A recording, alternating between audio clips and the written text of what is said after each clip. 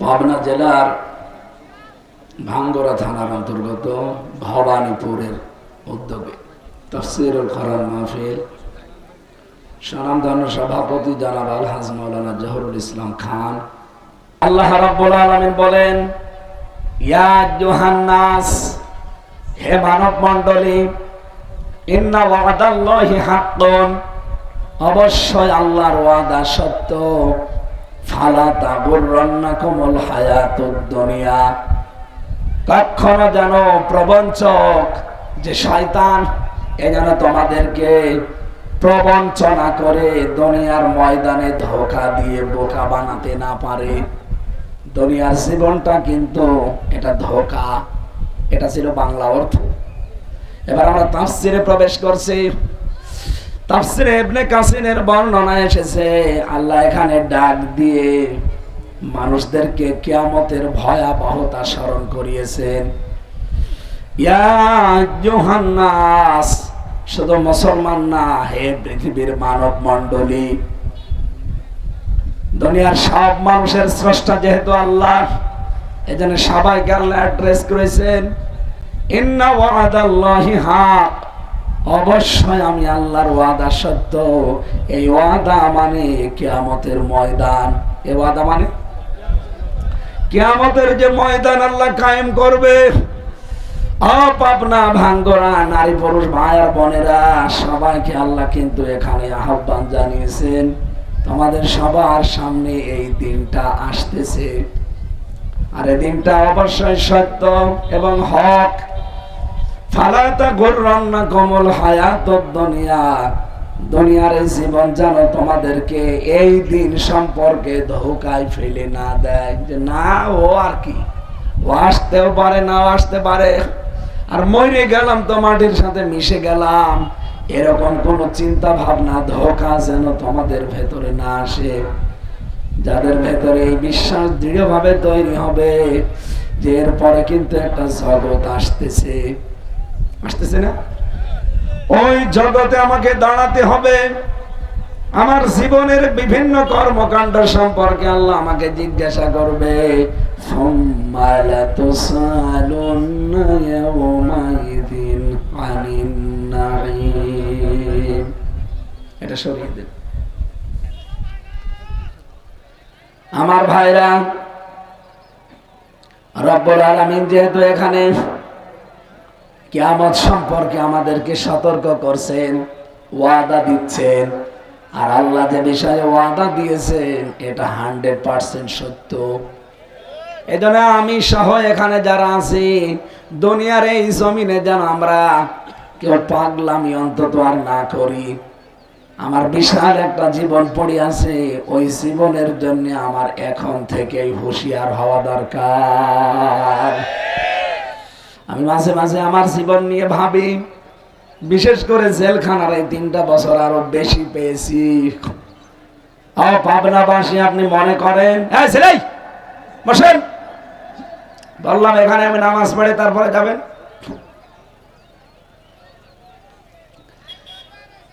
Mic বন্ধ হয়ে রয়েছে, মাইক আলা কি করে এখানে? হ্যাঁ, মাইক ঠিক করে দেন। আপনার যে স্ত্রীর কারণে, যে ছেলে মেয়ের কারণে, মা বাবার কারণে দুনিয়ার জীবনে আপনি আকৃষ্ট হয়ে আখিরাত ভুলে বসে আছেন। বাস্তবতা হচ্ছে এইটা। এখন যদি আপনি এখনই বাড়ি না যেয়ে মরে যান, আপনাকে বাড়ি নিয়ে যাবে, হয়তো আজকে রাতটা পর্যন্ত রাখবে।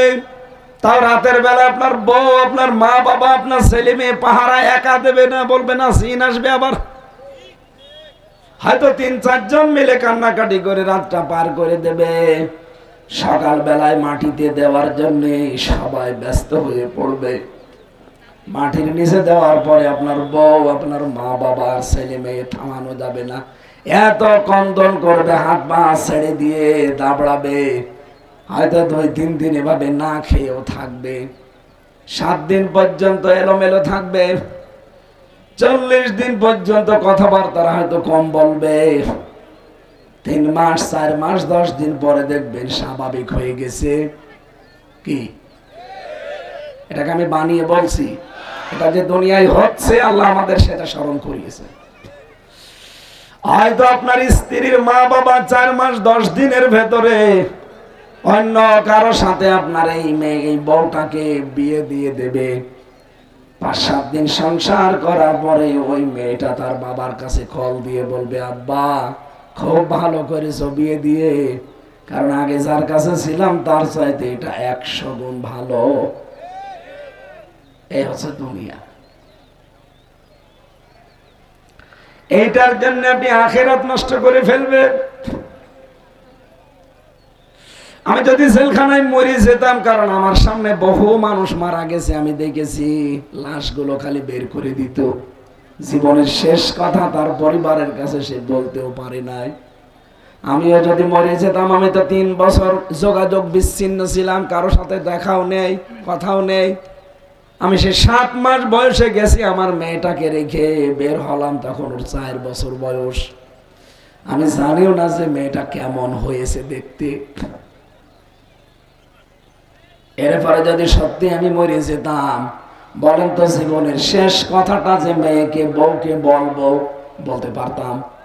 চলে গেলাম, কি হয়তো? হয়তো ম্যাডাম কয়েকদিন কান্নাকাটি করে ম্যাডামের মা বাবা নিজেরা 4 মাস 10 দিন পরে বাধ্য হয়ে তার মেয়ের দিকে তাকিয়ে বিয়ে দিয়ে দিত। কি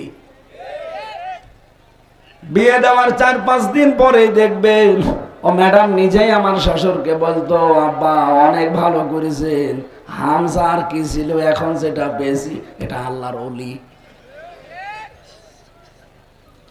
আমি বাস্তব বলছি, এইটাই বলতো।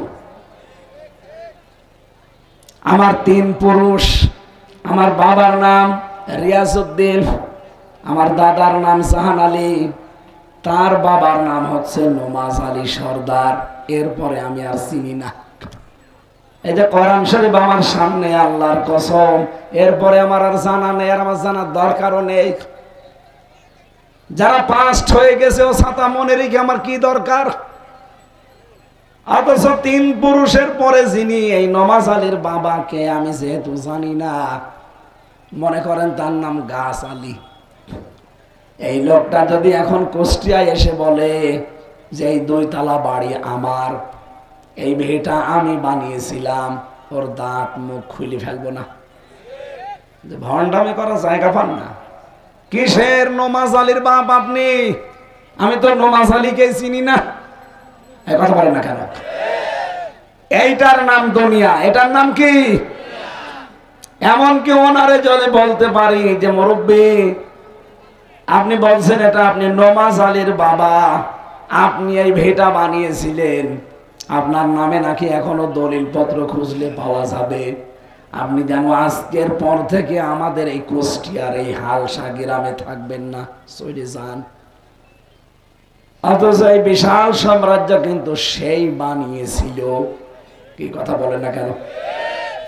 আমারও মনে হয় 100 বছর পরে যদি আমি আবার ফিরে আসি, যে বাড়ি আমি বানিয়েছি ওই বাড়িতে আমারে ওই সময় যারা বসবাস করবে তারাও আমারে ঢুকতে দেবে না। পাবনাবাসী এইটাই আল্লাহ স্মরণ করিয়েছেন, ফালা তাগরন্নাকুমুল হায়াতুদ দুনিয়া ওয়ালা ইয়াগরন্নাকুম বিল্লাহিল গারুর। এ পৃথিবীর মানুষেরা, দুনিয়ার জীবনটা যেন তোমাদেরকে ধোঁকায় ফেলে না রাখে। দুনিয়ার জীবন কিন্তু আমি আল্লাহ বলছি আসলেই ধোঁকা। দেখতে দেখতে আমার 33 বছর পার হয়ে গেল, এখনো মনে হচ্ছে আমি সেই 7-8 বছরের বয়সে আছি। আর খুব বেশি হলো 33 বছর পার হয়ে গেলে আমার নবীর জীবনী আমারই পার হয়ে যাবে, কারণ নবীজি বেঁচে ছিলেন কয় বছর? আর আমার যদি এখনো 33 বছর হয় কত হবে? তাহলে নবীর হিসাবেও যদি আমি হায়াত পাই আর মাত্র 30 বছর বাঁচতে পারি, এরপরে তো আমার অবশ্যই যাওয়া লাগবে মাটির নিচে। যদি বাঁচতেও চাই ওই কুকুর শিকালের মতো বেঁচে থাকা লাগবে, কারণ মুরব্বী যারা আছে ওরা বেঁচে নেই, ও কুকুর শিকালের মতোই বেশি আছে। 63-65 বছর পরে আর বেঁচে থাকা বলে না, ওটা মানুষ মরে যাওয়াই ভালো। কয়েকদিন আগে আমি নীলফামারী গিয়েছিলাম, কিশোরগঞ্জ একটা থানা আছে, যে দেখি বৃদ্ধাশ্রমে নিয়ে গেল। এইদিকে 25 জন বাবা, এইদিকে 25 জন মা, মুরব্বী সব বসে আছে। চোখের ভেতরে দেখি পানি টলমল টলমল করছে। দুইজনের সাথে কথা বললাম। একজন বলছে আমার ছেলে ডিসি, আর একজন বলছে আমার ছেলে আমেরিকায় থাকে। 3টা বছর যেখানে আমরা পড়ে আছি, একজনের বয়স মনে হয় 90 বছর হবে, আর একজনের 80 বছর তো হবে। এইরকম বয়সী মানুষ। 3টা বছর আমার ছেলে ডিসি হওয়ার পরেও, আপনি ডিসি বসেন, এ পাবনা পুরা জেলা যিনি চালায় তিনি ডিসি। শুধু একটা থানা ভাঙ্গরা না, চাটমোহর না, ফরিদপুর না, পুরা জেলা মিলে ওই সেই ঈশ্বরদী থেকে শুরু করে ভাঙ্গুরা পুরা জেলাটা যিনি দায়িত্বে আছেন তার নাম ডিসি। সেই লোকের মা পড়ে আছে 3 বছর। ওই মাসে মাসে কিছু টাকা পাঠিয়ে দেয়। আমি জিজ্ঞাসা করলাম, ডিসির মা আপনি, আর আপনি পড়ে আছেন এই বৃদ্ধাশ্রমে কেন? বলছে বাবা আমার বৌমা শুধু ঘ্যানর ঘ্যানর করে। বৌমা বলিস এই বুড়ি যদি বাড়ি থাকে তোমার ভাত আমি খাবো না। আমার ছেলে আমার বৌমার কথা মতো তার রূপে পাগল হয়ে আমার এখানে দিয়ে গেছে। ওর বাবা আছে ওই যে ওই লাইনে বসে আছে ওর বাবা।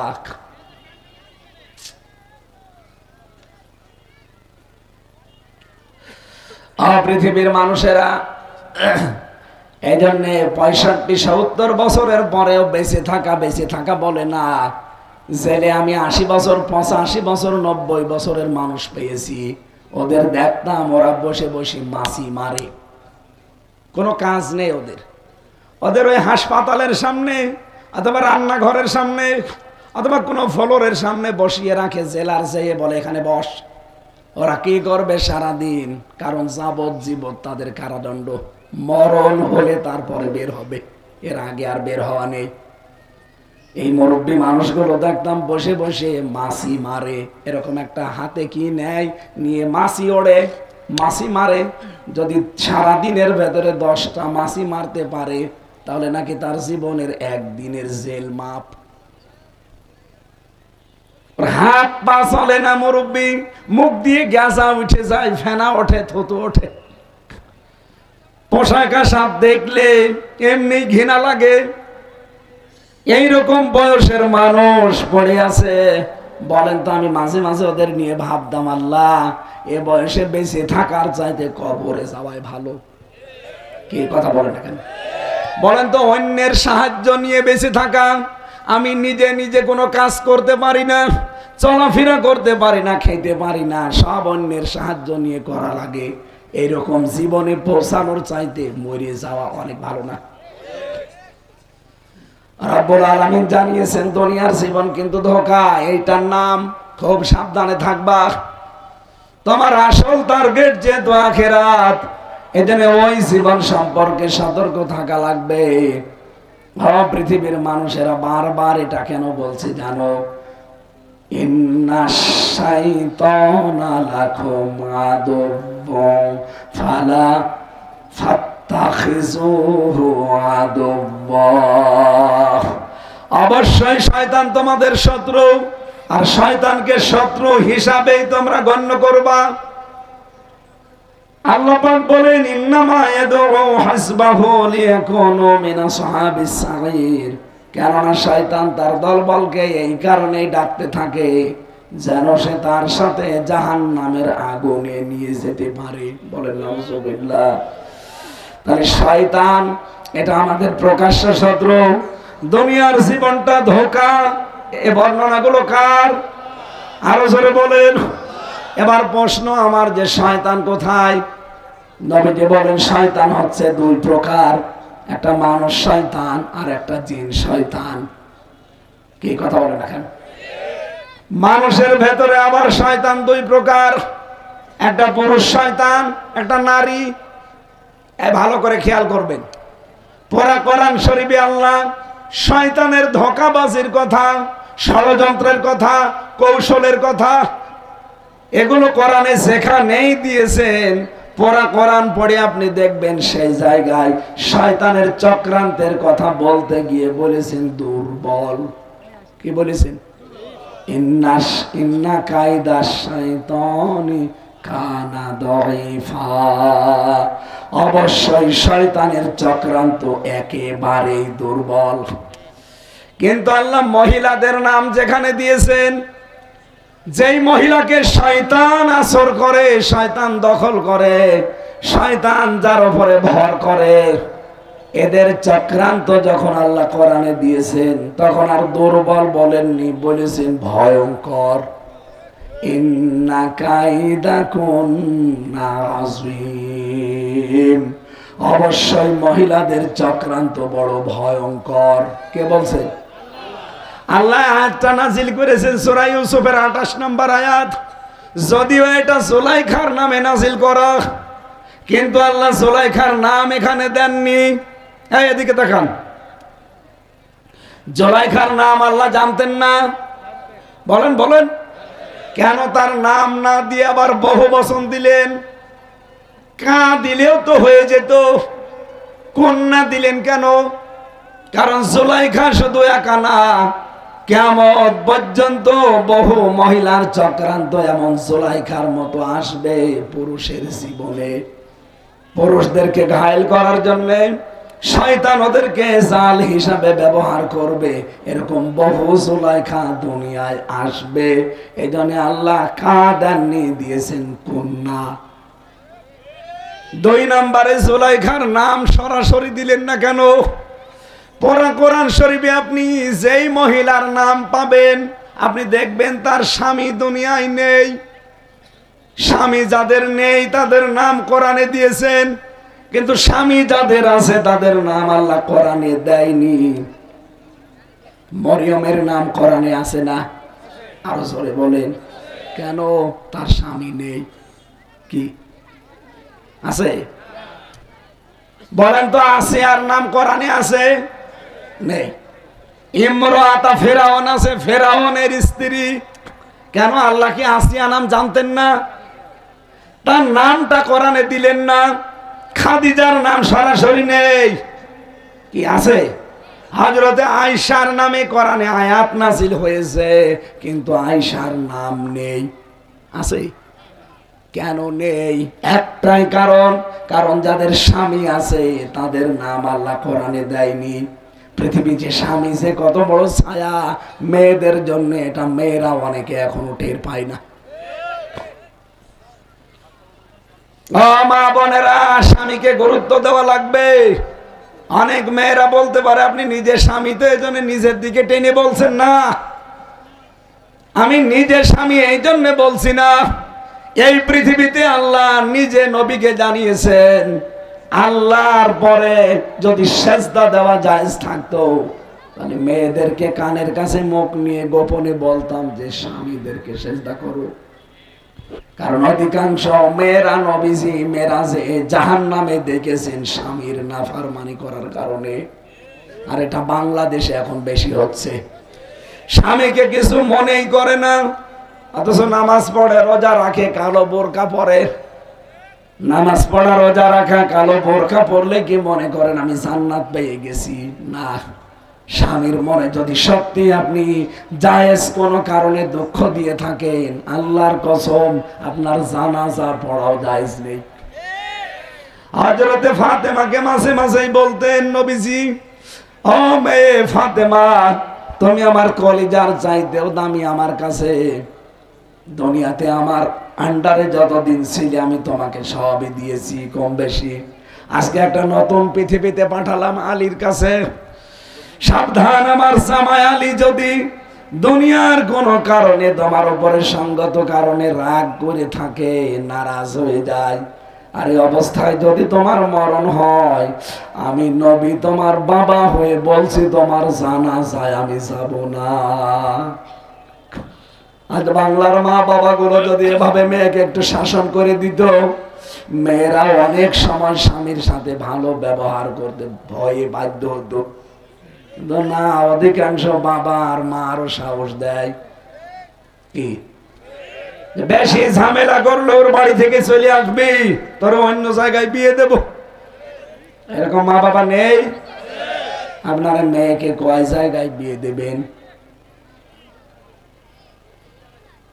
ও মা বোনেরা, স্বামী যাদের আছে তাদের নাম আল্লাহ কোরআনে দিলেন না। স্বামী যাদের নেই এরকম একজন মহিলার নাম আল্লাহ শুধু কোরআনে দিয়েছেন স্পষ্ট, তার নাম মারিয়াম। নাম কি? অন্য কারো নাম দেয়নি। তাফসিরে মুফাসসিরিন ইকরাম বলেছেন এইটাই কারণ, কারণ স্বামী একটা মেয়ে লোকের জন্য ছায়া। আপনার স্বামী যদি মরে যায়, যদি বাইরের দেশে থাকে, দেখবেন এলাকার মানুষ আপনাকে কোন নজরে দেখে, কোন উলট পালট নজর আপনার দিকে দেয়, কত উল্টা পাল্টা বেহুদা কথা বলে। কিন্তু স্বামীটা থাকতে এই কথা কেউ বলার সাহস পায় না। কথা বলে ঠিক কিনা? স্বামীর গুরুত্ব দেওয়া লাগবে। আমি আপনাকে বাঁচাতে চাই। ও মা বোনেরা, আল্লাহর কসম আমি আপনাকে বাঁচাতে চাই। একটা স্ত্রী যদি মরে যায় এখন, আর স্বামী যদি মন থেকে বলে, আপনারা যাই বলেন আমার বউ কিন্তু আমার মন মতো ছিল, আল্লাহর কসম নবীজি বলেন ওই মহিলা জান্নাতি। এখানে যারা স্বামী বসে আছেন, মন থেকে বলেন তো আপনার বউ আপনার কাছে 100% পারফেক্ট? কেউ বলছে না। সম্মানিত মা বোনেরা, আমি আওয়াজ শুনে বুঝে ফেলেছি এলাকায় কোন স্বামী তার বড় পরে রাজি না। আজকে আবার বাড়ি গেলে খাবার বন্ধ করে দিয়েন না। আমি হাজারো মহিলার খবর জানি, এই মেয়ে লোকরা নিজের মা বাবার সাথে যে আচরণ করে, শ্বশুর শাশুড়ির সাথে তার 100 ভাগের 1 ভাগ আচরণও করে না। অথচ স্বামীদের মন যদি আপনি পেতে চান, এই এদিকে তাকান, এই যে কোরআন শরীফ আমার সামনে, আমি এটা মাথায় নিয়ে বলতে পারি, যত স্বামী এখানে বসে আছে প্রতিটা স্বামীর পক্ষ নিয়ে আমি বলতে পারি, সত্যিই যদি কোনো স্ত্রী তার স্বামীর মন পেতে চায়, তাহলে তার উচিত হবে তার স্বামীর মা বাবার সাথে নিজের মা বাবার মতো আচরণ করা। এটা আমরা চাই না। কারা কারা চান? স্বামীরা হাত তোলেন তো। মিডিয়া ওইদিকে ঘোরা। স্বামী কার কার কোনটা ওর বউরা দেখিনি, অন্তত আচরণ যেন এখন ভালো করে। আলহামদুলিল্লাহ। পারিবারিক জীবনে আজ অশান্তি কম বেশি আমাদের আছে না? সে পীর সাহেব বলেন, ইমাম সাহেব বলেন, হুজুর বলেন, খেজুর বলেন, আর সাধারণ পাবলিক বলেন, সবার বাড়িতে এরকম ছোট মনের বউ আছে না? আপনার মন এত ছোট কেন? আপনি তো ভালোই বোরকা পরে বেড়ান, মনে হচ্ছে দেখতে রাবিয়া বসরি, আর মনের অবস্থা একেবারে বিড়ালের পেছনের মতো কালো। বলেন, আপনার মনটা উদার করতে পারেন না? আপনার কারণে আজ অনেকগুলো সন্তান তার মা বাবাকে বৃদ্ধাশ্রমে রেখে আসে, বাড়ি থেকে তাড়িয়ে দেয়, আলাদা করে দেয়, বলে বড় ছেলের আন্ডারে দিয়ে দাও ওদের। কেন? ওটা বড় ছেলে, আপনি কি? হ্যাঁ, আমি বেশি বললাম? একটা মা তার মায়ের পেটের ভেতরে 8টা 10টা 15 20টা সন্তান রাখতে পারে, অথচ 15 20টা ছেলে মেয়ে একটা মাকে রাখতে পারে না, পালাপালি করে খাওয়ায়। এটা মানুষেরা? কোনদিন তো এই মা আপনাকে পালাপালি করে পেটে নেয়নি। এতটুকু একটা পেটে 22টা সন্তান আমি নিজে দেখেছি, 22টা ছেলে, অথচ মেয়ের মুরব্বী হয়ে গেছে মা আর বাবা, 22টা ছেলে এক একজনকে 7 দিন করে ভাগাভাগি করে নিস। কেন?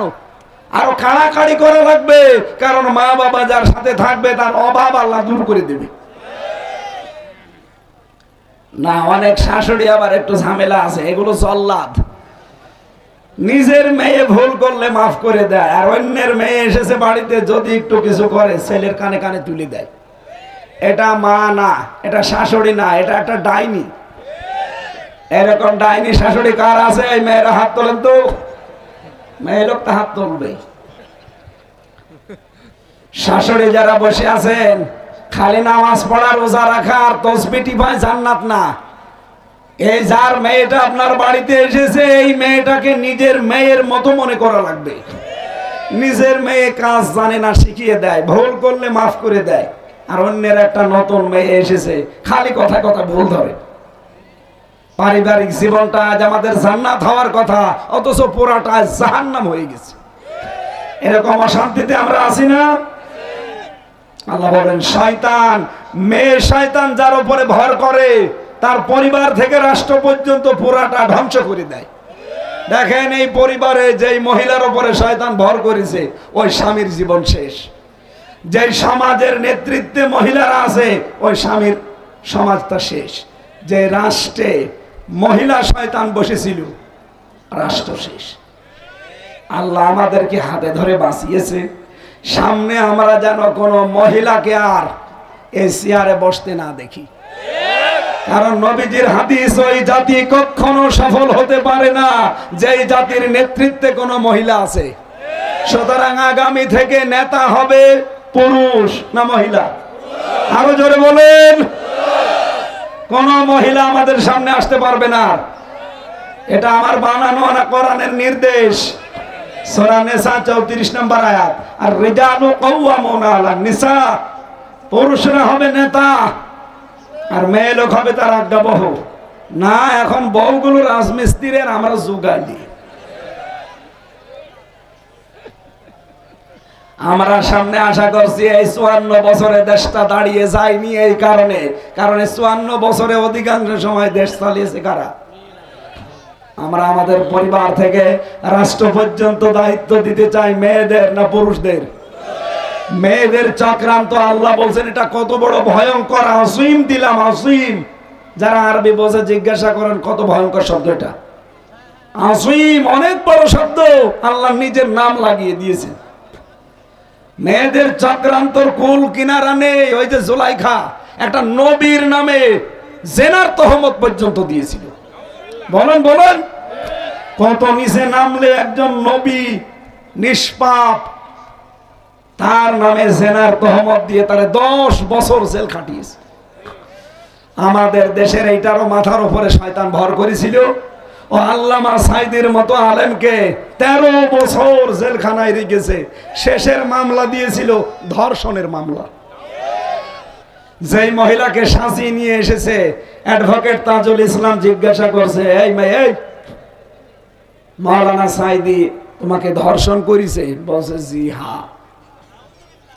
তোমার জন্ম তারিখ কত, কত সালে তোমার জন্ম? বলছে 1975 সালে। ধর্ষণ করেছে কত সালে? বলছে 1971 সালে। অ্যাডভোকেট তাজুল ইসলাম বলেছিল, মাননীয় আদালত এ পয়েন্টটা লেখেন, এর জন্ম 75-এ, ওরে ধর্ষণ করেছে 71-এ। এইটা কি রুহের জগতে? ওই দিনে তো মামলা ঢিসমিস হয়ে যাওয়ার কথা। অথচ ওই মহিলা শয়তান হিংসার বশবর্তী হয়ে, রাগের বশবর্তী হয়ে ওনার জীবনটাই নষ্ট করে দিল। শেষে একেবারে শেষের দিকে এসে ইমাম আবু হানিফার মতো ষড়যন্ত্র করে চিকিৎসার নাম দিয়ে ইনজেকশন দিয়ে মেরে ফেলল। যদি লোকটা আজ বেঁচে থাকতো, আমার সাথে দেখা হয়েছিল, শেষের 10 মিনিট আমার মাথায় হাত দিয়ে বলছিল, হামজা যদি বাইরে যেতে পারো, আমি যেতে পারবো কিনা জানি না, যদি বাইরে যেতে পারো অন্তত মানুষকে বলবা কোরআনের কথা বলতে জীবনে কোনোদিন পিছপা হয়নি। তোমাকেও আদেশ দিয়ে গেলাম, কোনোদিন কোরআনের হক কথা বলতে পিছপা হবে না। লোকটা আজ বিদায় নিয়েছে, যদি বেঁচে থাকতো বাংলাদেশে আজকে এই পাবনা দারুল আমান ট্রাস্টে আসতো। আমার মনে হয় এই 6 মাস 11 দিন হয়ে গেল দেশটা স্বাধীন হয়েছে, এই 6 মাস 10 দিনে যদি বাইরে থাকতে পারতো, প্রতিদিন অন্তত হাজার হাজার মানুষ কোরআন শুনে পরিবর্তন হয়ে যেত। হিংসার বশবর্তী হয়ে তাকে মেরে ফেললেন। কি কষ্ট করেছে জেলখানায়, 13টা বছর এক ঘরের ভেতরে ফাঁসির কন্টেম ছেলে আপনি আটকিয়ে রেখেছিলেন তাকে। এই জন্য মেয়েদের চক্রান্ত কিন্তু ভয়ঙ্কর, পরিবার থেকে শুরু হয় আন্তর্জাতিক জীবন পর্যন্ত। আপনারা জানেন, মাত্র 3 দিন আগে একটা দিবস চলে গেছে, শবে বরাত, নাম শোনেননি? এই দিবসে কিন্তু সবাইকে আল্লাহ মাফ করে দিলেও 2 প্রকার মানুষকে মাফ করেননি। একটা মুশরিক আর যারা হিংসুক, এই দুই প্রকার মানুষ বাংলাদেশে বেশি। বলতে পারেন আমরা মুসলমান না, ওয়া ইউমিনু আকসারুহুম বিল্লাহি ইল্লা ওয়া হুম মুশরিকুন। সূরা ইউসুফের ভেতরে আল্লাহ বলেন, হে নবী আপনি দেখতে পান বহু মুসলমান আপনার সামনে এরা ঈমানের দাবি করে। এরা যদিও ঈমানের দাবি করে কিন্তু অধিকাংশ এরা মুশরিক। এরা কি তারা কি করলে মানুষ মুশরিক হয়ে যায়? এইভাবে তো হবে না, এটা ক্লাস চলছে, নিস্তব্ধ হয়ে থাকবে। এক কথায় জবাব দিচ্ছে, এদিকে তাকিয়ে থাকবেন। আল্লাহ যেটা পারে ওইটা অন্য কেউ পারে, এই বিশ্বাস করার নাম হচ্ছে শিরিক। আর শিরিক যারা করে তারা মুশরিক। বোঝা গেছে? আপনাকে শয়তান এসে হিন্দুদের মতো বলবে না যে এই 12 মাসে 13 পূজা কর, জীবনও বলবে না। কারণ শয়তানও ভালো করে জানে যে কিয়ামত পর্যন্ত অন্তত মুসলমান মূর্তি পূজা করবে না। বলছে ঠিক, বলে এত মূর্তি ভাঙা লাগতো? হ্যাঁ, হাত ব্যথা হয়ে যায় মানুষের। শয়তান আপনার কাছে হ্যাঁ সত্যি সত্যি মাটির মূর্তি বানিয়ে বলবে না যেভাবে পূজা কর, কারণ শয়তান যাতে মাতাল হলেও তাহলে ঠিক আছে, বলবে না। কিন্তু এরকম শিরিক বহু আছে যেগুলো আপনাকে সূক্ষ্মভাবে ঢুকিয়ে আপনার ঈমানটা নষ্ট করে দেবে। সেরকম শিরিক বাংলাদেশে নেই। তার এক নাম্বারে সন্তান দিতে পারে কে? আরো জোরে। অন্য কেউ পারে, কিন্তু বহু মানুষে বিশ্বাস কিন্তু করে যে না, বিভিন্ন ফকির আছে, পীর আছে, দরবেশ আছে, এমনকি তাবিজ কবজ নিয়ে নেয়, হুজুরদের কাছে যায়, পানি পড়ে দেন, আপেল পড়ে দেন।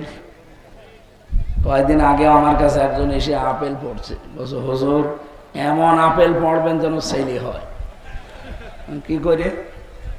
আমার খালি মেয়ে হয় তো এই জন্য আপেল নিয়ে এসেছি, এমন আপেল পড়বেন যেন মেয়ে আর না হয়, ছেলে হয়। আরে ভাই আপনার তো তাও একটা সন্তান আছে, এখন আপনি ছেলে হয় না এই জন্য আপেল পড়াবেন। ছেলে হয় না, আপেল পড়ে যদি হইতো তো আমার ম্যাডামের 3টা মেয়ে হইতো না। কি বিশ্বাস মানুষের দেখে। আমি ওই সময় সূরা ফাতিহা পড়ে ফু দেব, শেষে বলছে যে বলছে এমন ভাবে পড়েন যেন ছেলে হয়, ও ছাতা আপেল ফেলে দিলাম, আপেল পড়ে ছেলে হবে। তাহলে আমার ম্যাডাম পরপর 3টা মেয়ে হইলে আমি ওরে জন্মের আপেল খাওয়াতাম। এখানে আপেল পড়া তাবিজ করা না, ছেলে দেওয়ার মালিক কে? আল্লাহ। সুতরাং এ বিশ্বাস যাদের নেই তারা কিন্তু মুশরিক। আপনি কি রাগ করলেন? 2 নাম্বারটা বলবো, এটা সূরা আরাফ 54 নম্বর আয়াত, সূরা ইউসুফ 40 নম্বর আয়াত, 2 জায়গায় আছে। আল্লাহ রাব্বুল আলামিন বলেন, আলা লাহুল খালকু ওয়াল আমরু ইনিল হুকমু ইল্লা লিল্লাহ। সৃষ্টিদার, আইন চলবে তার। এই কথা বলে না কেন? হুকুম দেওয়ার একমাত্র মালিক আমার আল্লাহ। এই 2টা আয়াত অনুযায়ী আমরা বুঝলাম যিনি বানিয়েছেন আইন তার চলা দরকার। সুতরাং এই পৃথিবী যেহেতু আল্লাহ বানিয়েছেন, নাকি এটা বিশ্বাস করেন তো? নাকি ভগবান বানিয়েছে? লিল্লাহি মা ফিস সামাওয়াতি ওয়া মা ফিল আরদ।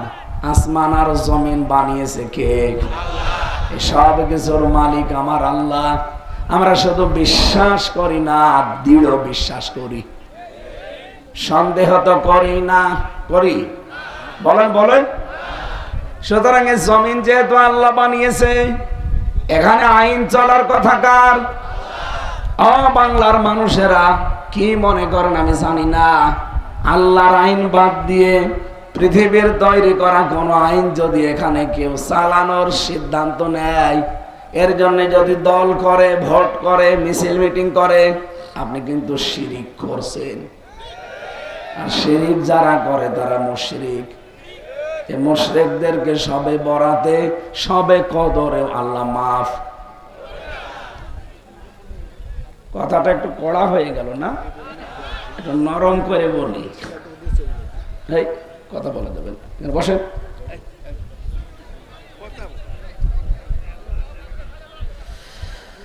পাবনাবাসী, এটা আজকে ক্লিয়ার করে নিয়ে যাওয়া লাগবে।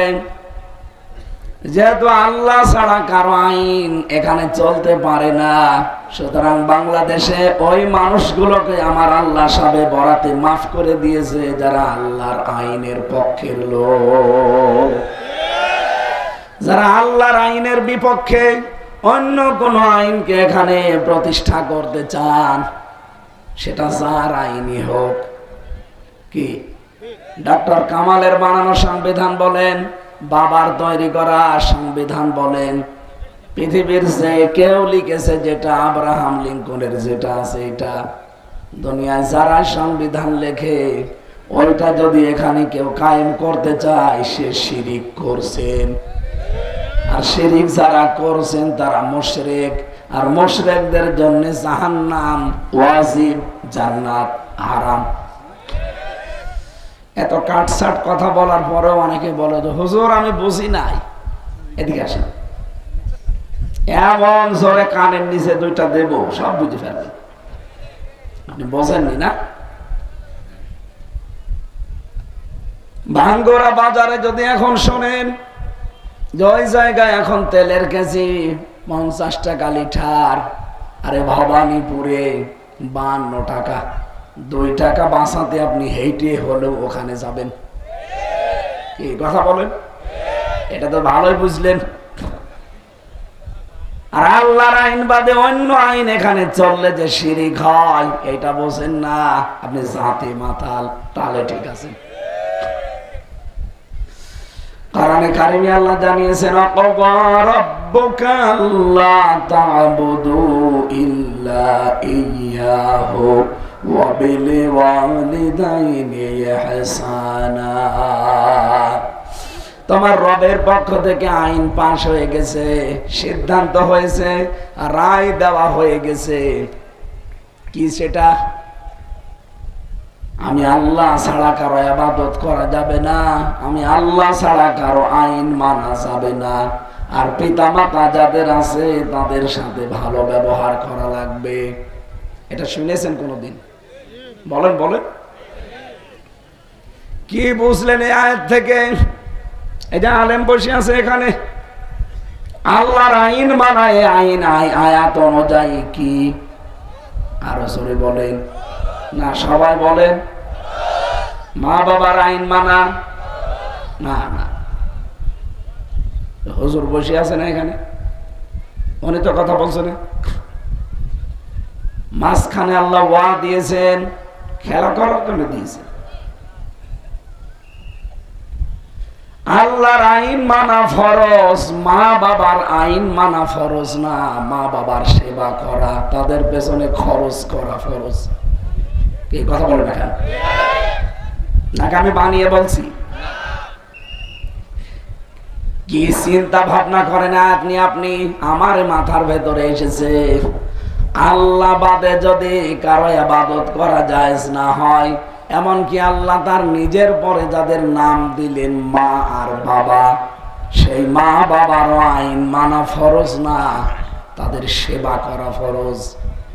তাহলে আপনি বলতে পারেন এই পৃথিবীতে আল্লাহ বাদে আর কার আইন মানা ফরজ হতে পারে? সুতরাং বাংলার মুসলমানেরা, আমা ইউমিনু আকসারুহুম বিল্লাহি ইল্লা ওয়া হুম মুশরিকুন। বহু মানুষ এমন আছে তারা বলে আল্লাহ একজন আছে, বিশ্বাস করি। আল্লাহ বলেন না, এরা মুমিন না, এরা কিন্তু মুশরিক। সেই হিসাবে যারা আল্লাহর আইন বাদ দিয়ে এই বাংলাদেশে অন্য কারো আইন কায়েমের জন্য চেষ্টা করছেন, আপনি কিন্তু মুশরিক। এত সহজ উদাহরণ দেওয়ার পরও যারা বুঝতেছেন না, তার কপালে আর হেদায়েত নেই।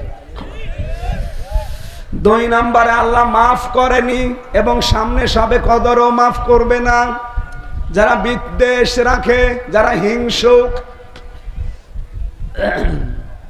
গরম আছে?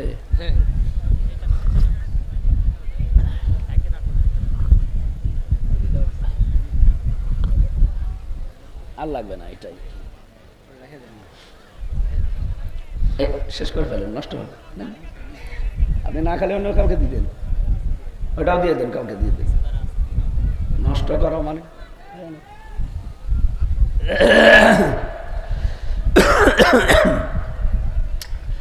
কণ্ঠের যে অবস্থা, এসা দিয়ে কাজ হয়, এর ওপর দিয়ে এখন রেলগাড়ি গেলেও কিছুই হবে না। আর নিয়ে এসেছে চা, তাও রওশনের সাথে মতো ঠান্ডা। ওর জীবন যখন সব শুকিয়ে গেছে। এই কথা বোঝেন নাকি আন্দাজে হাসতেছে? রওশনের সাথে কিছু আছে? বলছেন না, আপনি দেখেছেন? আসলে ওনার কিছু নেই। বিরোধী দলের নেত্রী ছিল, ঠেলা মারলে পড়ে যায়। কথা বলে না কেন? গৃহপালিত ছিল, যা বলতো হাসিনা ও তাই করত। এই শয়তানদের কারণে আরো দেশটা এভাবে ধ্বংস হয়ে গেছে।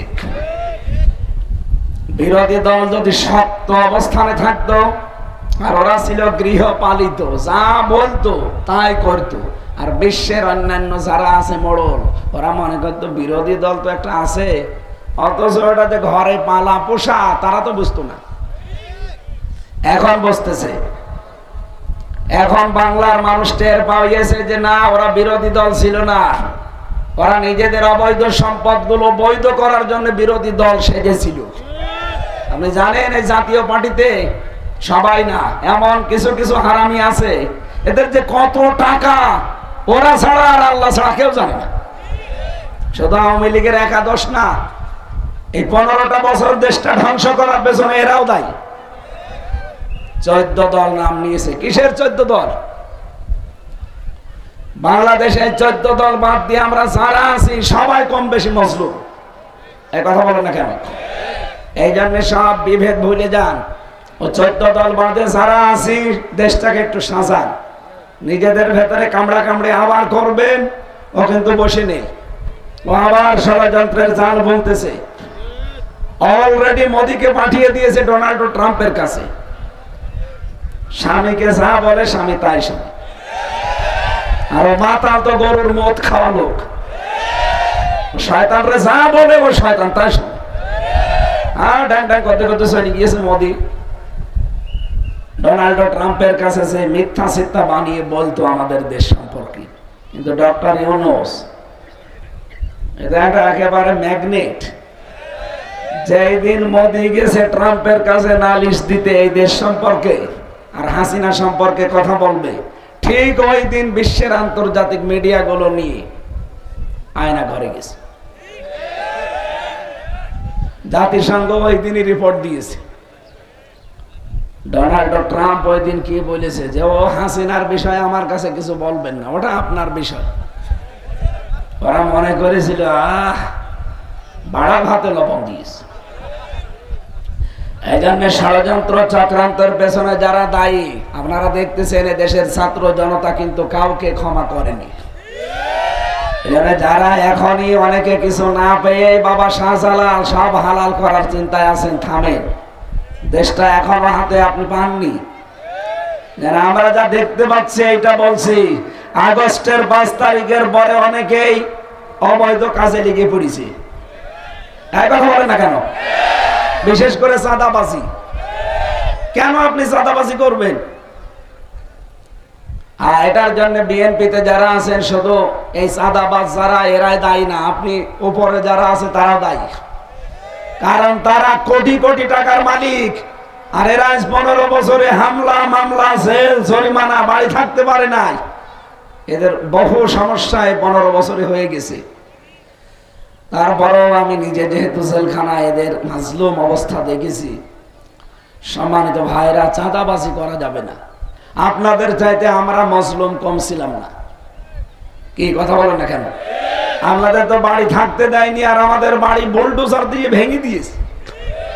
আপনি সাতক্ষীরা যান, চাঁপাইনবাবগঞ্জে যান, বুলডোজার দিয়ে গ্রামের পরে গ্রাম মাটির সাথে একেবারে মিশিয়ে দিয়েছে। অপরাধ কি? জামাত ইসলাম করে।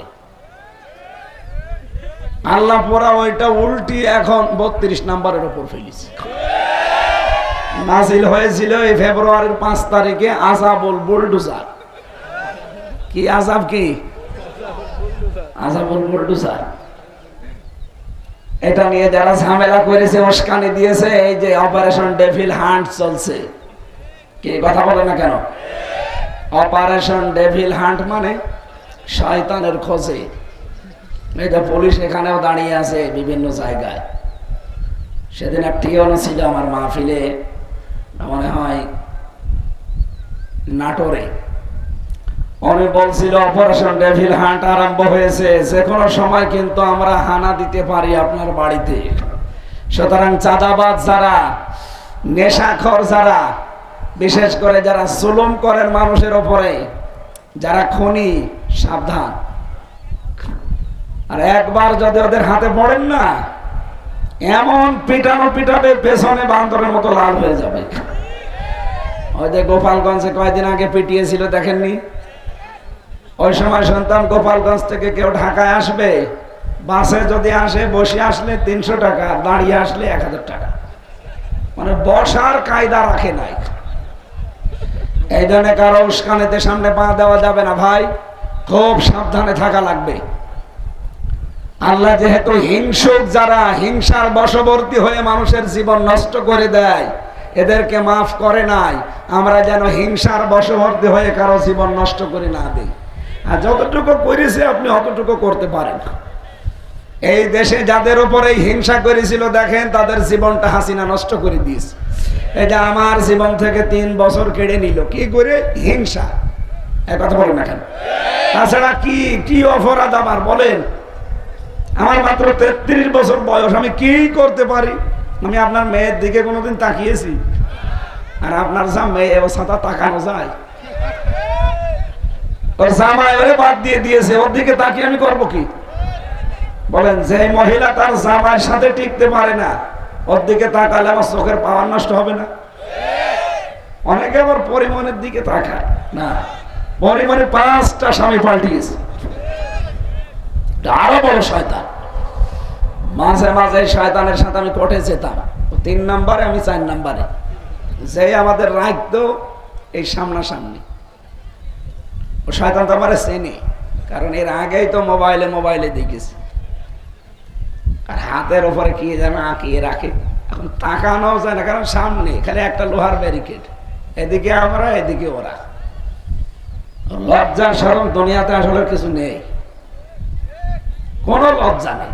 এত বড় একটা অপমান হলো, তারপরও কোনো শোষণ আছে শয়তানের ভেতরে?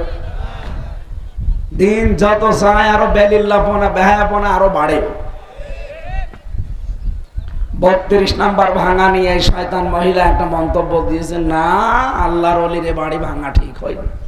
আল্লাহর ওলি, এই পৃথিবীতে যত অবৈধ জায়গা আছে, এই পৃথিবীতে যত অবৈধ মানুষ আছে, এই পৃথিবীতে 257টা রাষ্ট্রের সবচাইতে ঘৃণিত মানুষ 1 নাম্বার এখন হাসিনার নাম। আপনি আন্তর্জাতিক রিপোর্ট দেখেন, এই 3 দিন আগের রিপোর্ট বলছি, তাম দুনিয়ায় 257টা দেশ, প্রত্যেক দেশে একজন করে শাসক আছে। নিকৃষ্ট মানুষের তালিকায় 1ম নাম্বারে হাসিনা, 2 নম্বরে নাম এসেছে সিরিয়ার প্রেসিডেন্ট বাশার আল আসাদ। এরকম আমি 100 জনের নাম দেখলাম।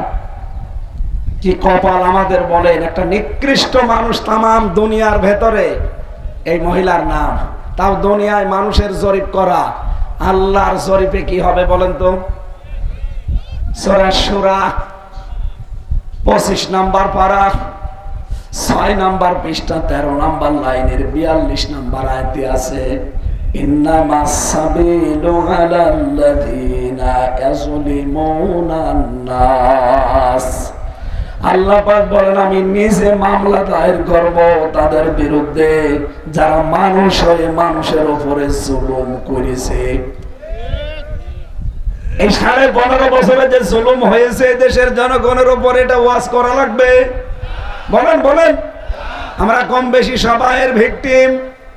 কত মানুষ এখানে বসে আছে এই 15 বছর বাড়ি থাকতে পারে নাই, গাছতলায় বাসতলায় গোরস্থানে গিয়েছিল। আর কথা বলেন,